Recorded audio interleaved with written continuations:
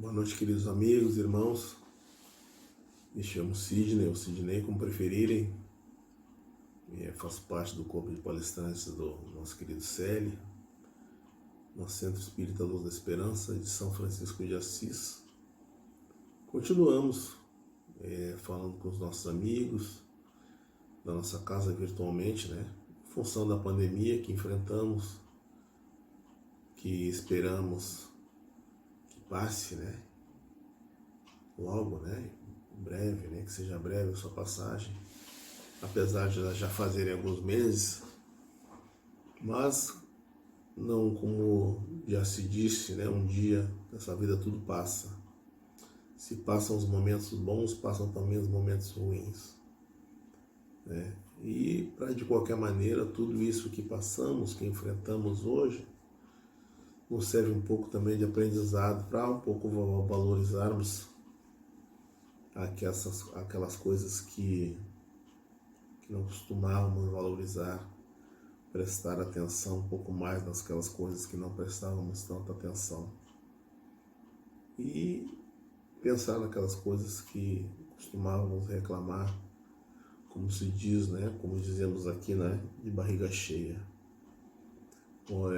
Há pouco tempo nós reclamávamos que gostaríamos de férias, né? Reclamávamos de ter que acordar cedo, de dormir tarde, de chegar em casa tarde, em função de trabalho, em função de estudo, em função de compromissos, porque não tínhamos tempo para nada. Hoje temos tempo para tudo. Continuamos reclamando, porque hoje reclamamos da falta da nossa rotina, da nossa antiga rotina, né? A rotina que tínhamos, que não valorizávamos como nós devíamos, né? Hoje nós sentimos falta dessa rotina, até das coisas que nos incomodavam na nossa rotina, nós sentimos falta, né? E hoje eu ouvia que o ser humano, por ser um eterno satisfeito, né, reclama de muitas coisas sem perceber que é feliz sem saber. Nós reclamamos, feliz daqueles que podem reclamar das suas casas, de seus veículos, seus carros, seus carrinhos, porque tem sua casa, porque tem possibilidade de ter o seu carro. Feliz daqueles que podem reclamar dos seus filhos, que bagunçam, que os deixam muitas vezes de cabelo branco, mais cabelo branco do que já tem, porque só tem a felicidade, a possibilidade de reclamar de filhos aqueles que têm filhos, né? E filhos saudáveis, né? Mas vivos. Aqueles que reclamam dos seus pais, que já não sabem de nada, que não entendem de nada, que não os entendem, mas que estão junto deles quando eles precisam, em qualquer momento, em qualquer situação. Então, felizes daqueles que ainda têm seus pais, que possam valorizá-los, porque, como disse, nessa vida tudo passa, eles não são eternos, como nós também não somos. Assim como eles passarão, nós também passaremos, né? Então, que a gente possa valorizá-los, nossos filhos, nossos pais, as coisas que temos, as coisas pelas quais passamos, que tiremos disso tudo um aprendizado, um ensinamento. Mas nós estamos aqui para poder falar de um capítulo, conversarmos um pouquinho no capítulo de número 10, Bem-aventurados os misericordiosos. Eu costumo dizer que esse é o quarto capítulo de uma quadrilogia, né? que Jesus foi fazer no Sermão do Monte, ou Sermão da Montanha. Nós temos ainda aí no capítulo 7, né? Bem-aventurados os pobres de espírito. No capítulo 8, bem-aventurados os puros de coração. E no capítulo 9, bem-aventurados os mansos e pacíficos. E no capítulo 10, o quarto dessa quadrilogia, como eu disse, bem-aventurados os misericordiosos, porque alcançarão a misericórdia. Outro dia eu falava que quando eu pego para estudar um capítulo, eu começo sempre pelo seu título. O título às vezes nos diz muita coisa. Então, quando Jesus dizia, naquela época de Jesus, né? Ele falava muito a palavra bem-aventurado, o que na realidade queria dizer, significava dizer felizes. Então, bem-aventurados os misericordiosos, felizes os que são misericordiosos. Mas o que é misericórdia? Porque alcançarão a misericórdia, né? Mas o que é misericórdia? Aí a gente buscando, evidentemente, e a gente encontrou lá no latim essa palavra misere, mexer, e corde, coração. Então, mexer com o coração, essa é o significado dessa palavra no latim, mexer com o coração. E no dicionário ainda nós temos a seguinte definição: misericórdia é compaixão suscitada pela miséria alheia. O que a gente pensa quando a gente ouve isso? Compaixão suscitada pela miséria alheia. Acho que nós tendemos a pensar que compaixão suscitada pela miséria alheia nada mais é do que ter compaixão para com quem é miserável, né, materialmente falando. Mas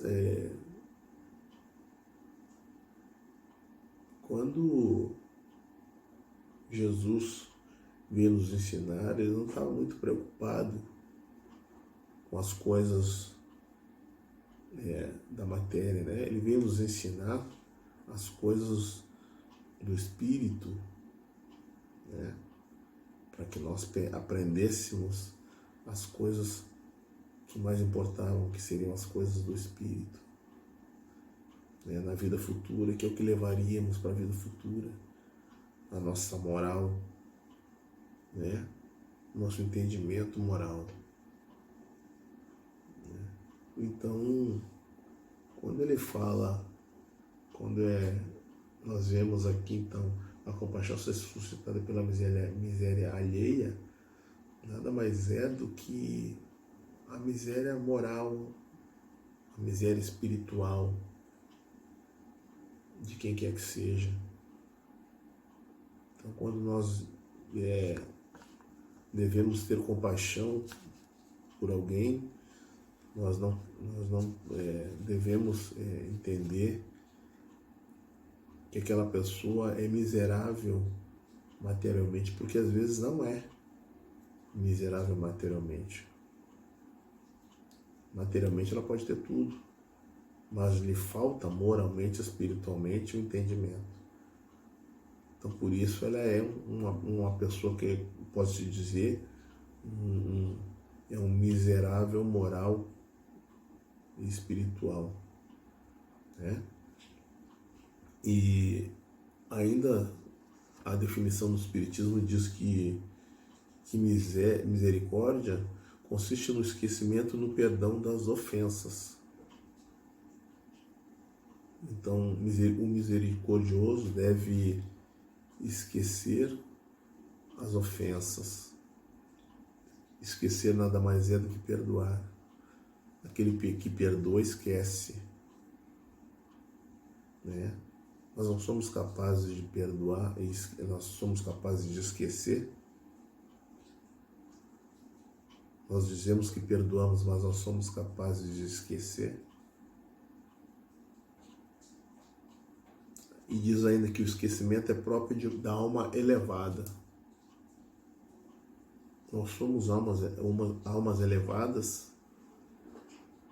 Nós podemos dizer que somos almas elevadas? Eu acho que ainda não. Mas posso dizer que estamos no caminho.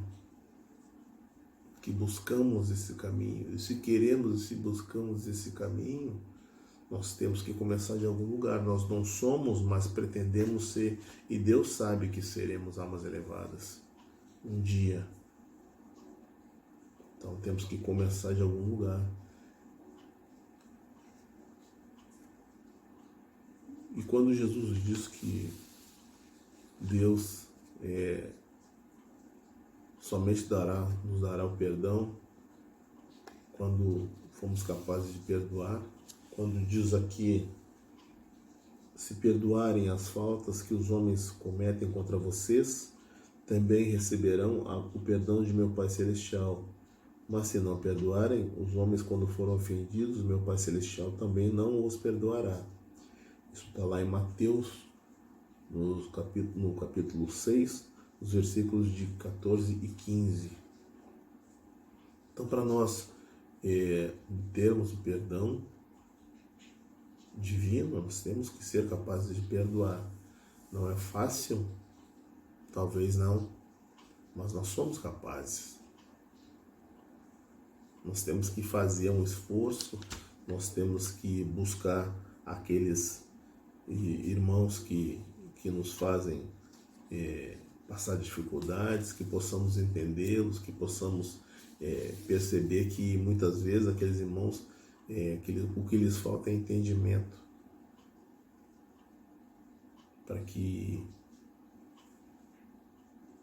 percebam que estão errados em relação a nós. E nós, por isso, devemos perdoá-los. As imperfeições dos nossos irmãos, assim como muitos irmãos perdoam as nossas imperfeições, né? Porque não somos perfeitos, né? Não imaginando que somos perfeitos, que não somos. Então, que nós possamos perdoar para que obtenhamos também dos nossos irmãos e de Deus o perdão que desejamos. Porque muitas vezes quando buscamos o perdão de Deus, nós colocamos em Deus uma toga. E vemos Ele materialmente falando, nós personificamos em Deus a figura de um juiz que vai nos julgar, nos condenar, nos absolver. Nós nos colocamos à frente dele como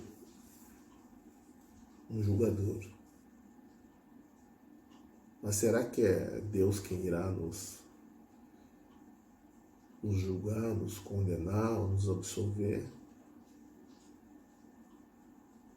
A pergunta de número 621 do Livro dos Espíritos, né? Ela pergunta onde está escrita a lei de Deus na consciência. Resposta simples. Kardec pergunta para os espíritos e eles respondem na consciência. Onde está escrita a lei de Deus? Na consciência. Então a nossa consciência é quem nos julga. Porque as leis de Deus estão todas na nossa consciência. Nós nascemos, desde o momento que nós nascemos, que viemos ao mundo, nós temos a consciência do que é certo, do que é errado, do que podemos, do que não podemos. E se não temos em tenra idade, Nós adquiriremos esse conhecimento com o passar dos anos. Então, está na nossa consciência fazer certo ou fazer errado. E está na nossa consciência também esse julgamento. E não em Deus. Deus nos criou para o bem. Deus nos criou para sermos felizes. O julgamento, muitas vezes, aliás, muitas vezes não, em todas as vezes, o julgamento será da nossa própria consciência. Então, possamos refletir e pensar que podemos melhorar, podemos nos melhorar, podemos melhorar a nossa relação com os nossos amigos, com os nossos irmãos, com as pessoas que muitas vezes não nos damos tão bem, que nos fazem mal, que nos fazem alguma injúria, que nos criticam de alguma maneira, que possamos ser melhores do que eles neste momento, que possamos não julgá-los pelo que fazem, que nós possamos sim fazer a nossa parte. Nós estamos aqui para que possamos acertar as nossas arestas com os nossos irmãos. Se os nossos irmãos não acertam as pendências conosco, nós podemos acertar as nossas pendências com eles e perdoá-los ou até pedir-lhes perdão. Nós podemos descer do nosso banquinho, né, pedir perdão aos nossos irmãos, mesmo que eles não nos deem. Passamos nós a nossa parte. Certo, meus queridos irmãos? Muito obrigado por tudo. E até a próxima, se Deus quiser. Fiquem com Deus.